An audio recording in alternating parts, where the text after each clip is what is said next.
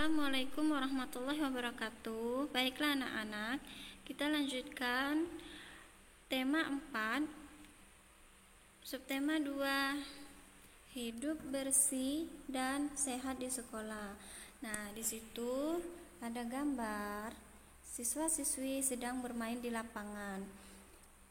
Hidup bersih dan sehat harus dibiasakan sejak dini. Salah satunya adalah di sekolah. Sekolah adalah lingkungan belajar kita. Kita belajar setiap hari di sekolah, dari pagi hingga siang. Oleh sebab itulah, kebersihan sekolah juga harus dijaga semua warga sekolah. Bertanggung jawab terhadap kebersihan dan kesehatan yang ada di sekolah tersebut. Nah, lalu kalian lanjutkan di halaman berikutnya.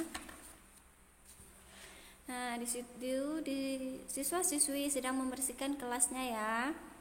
Kelas adalah salah satu tempat belajar kita. Oleh sebab itulah, kelas kita harus bersih. Kegiatan membersihkan kelas setiap hari dapat dilakukan dengan menyapu lantai, mengepel, serta membersihkan meja dan kursi. Kerja bakti membersihkan seluruh ruangan kelas dapat dilakukan 1 minggu sekali. Lalu di halaman selanjutnya, bacalah bacaan berikut. Piket kelas. Nah, di situ ada gambar siswa-siswi sedang memegang benda sapu, elap. Hari ini Anton dan teman-temannya membentuk kelompok piket. Anton membuat jadwal piket untuk menjaga kebersihan kelas. Pertama kali Anton mencatat semua teman kelasnya. Anton kemudian membagi teman-temannya ke dalam jadwal piket setiap hari. Anton membuat peraturan dalam melaksanakan tugas piket. Bagi yang tidak melaksanakan piket tanpa izin, maka akan dikenakan sanksi.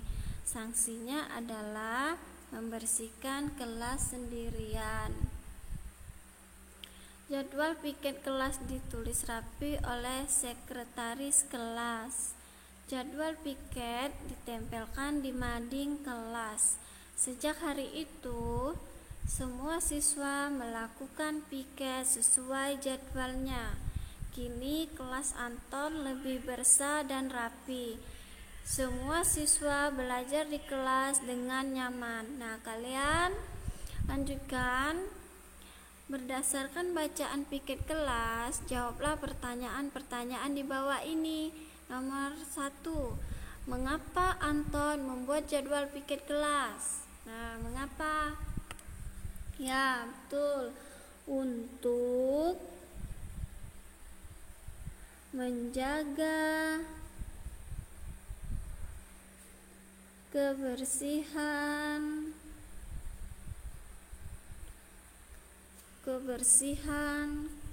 kelas.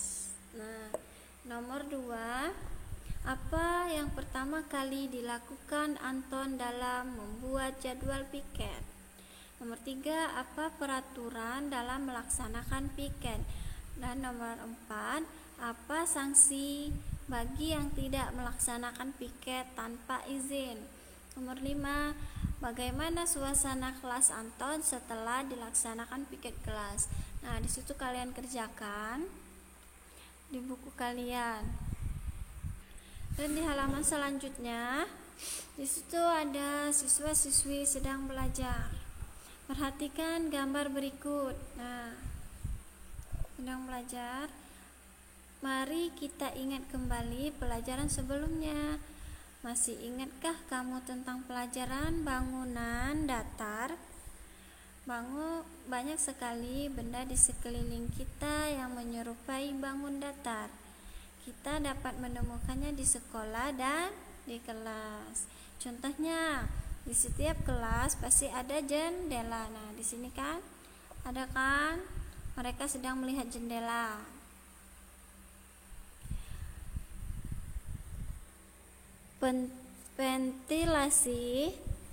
Ventilasi udara, mading, poster, dan lain sebagainya.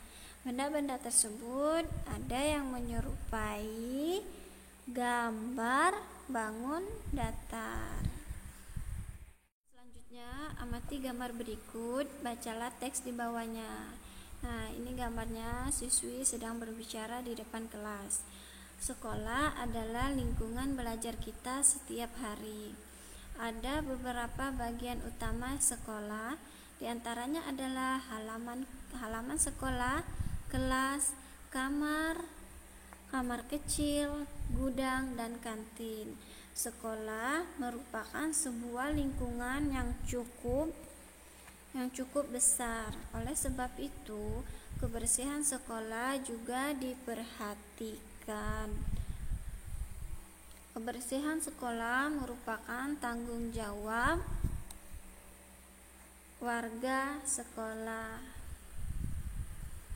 Nah, lalu selanjutnya perhatikan gambar berikut. Nah, gambar ini siswa-siswi beserta gurunya sedang berbicara di lapangan. Nah, perintahnya, tulislah sebuah cerita yang menggambarkan keadaan gambar di atas pada kolom berikut. Nah, kalian ceritakan apa yang dibicarakan siswa-siswi di lapangan tersebut. Kalian ceritakan pada kolom berikut ini ya.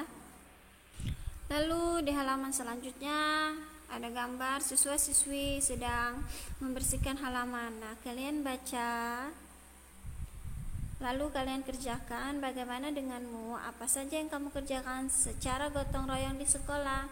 Nah, kalian isi.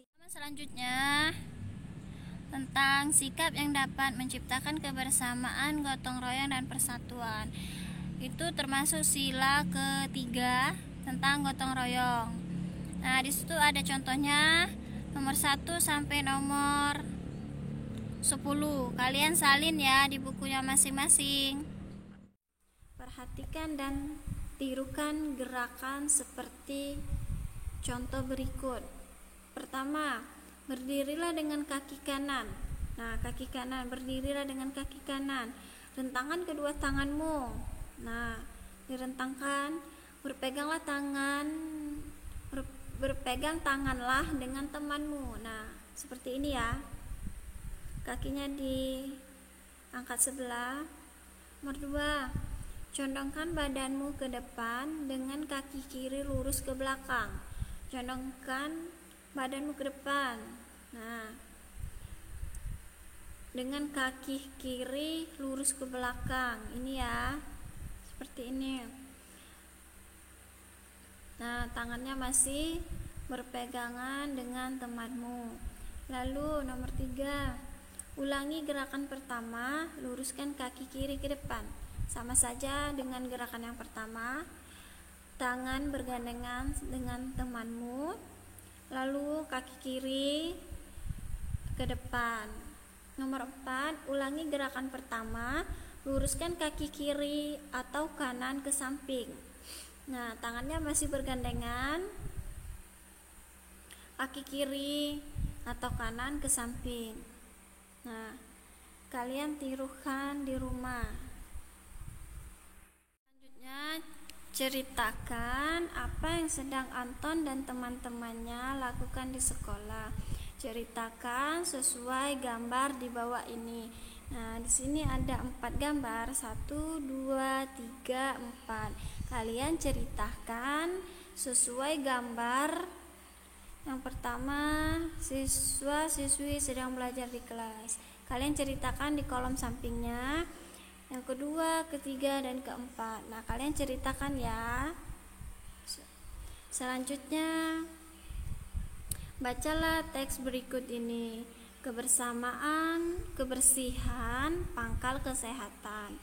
Pernahkah kamu mendengar pepatah, kebersihan adalah pangkal kesehatan? Pepatah di atas artinya, kebersihan adalah peran utama hidup sehat. Orang yang senang hidup bersih berarti senang hidup sehat. Hidup bersih menjauhkan kita dari penyakit. Untuk itulah kita harus menjaga kebersihan makanan, pakaian, dan juga tempat tinggal. Hidup bersih dan sehat sudah diajarkan sejak dini.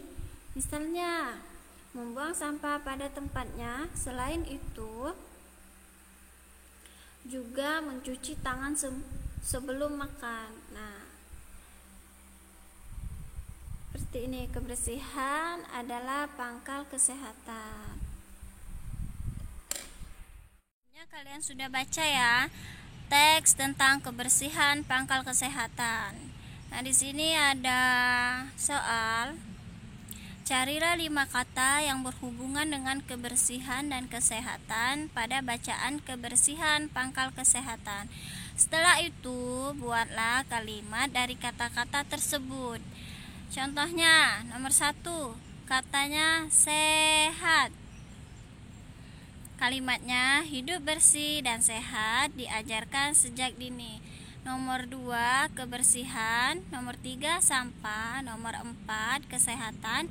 Nomor 5, mencuci tangan. Dan yang terakhir, penyakit. Nah, kalian tinggal membuat kalimatnya saja. Lalu di halaman selanjutnya, pada pembelajaran yang lalu, kamu telah mempelajari bangun datar. Sekarang kita pahami bangun datar segi 3, segi 4, segi 5, dan segi 6. Nah, di sini Ibu ada contohnya bentuk segitiga. Nah, Ibu akan jelaskan sisi segitiga. Ada berapa sisi ya? 1, 2, 3. Jumlah sudut. Kalau sudut di dalam ya, 1, 2, 3. Lalu selanjutnya jumlah titik sudut. Kalau titik sudut di luar, 1, 2, 3. Nah, bentuk selanjutnya bentuk segi 4. Ini ya, sisi, sudut, titik sudut. Selanjutnya bentuk segi 5 ya. Nah, dan yang terakhir bentuk segi 6. Nah, sekarang kalian kerjakan soal di halaman 68. Nah, di situ gambarlah bangun segi 3, segi 4, segi 5, dan segi 6. Kalian isi jumlah sisi, jumlah sudut, dan titik sudut. Nanti tugasnya dikumpul. Wassalamualaikum warahmatullahi wabarakatuh.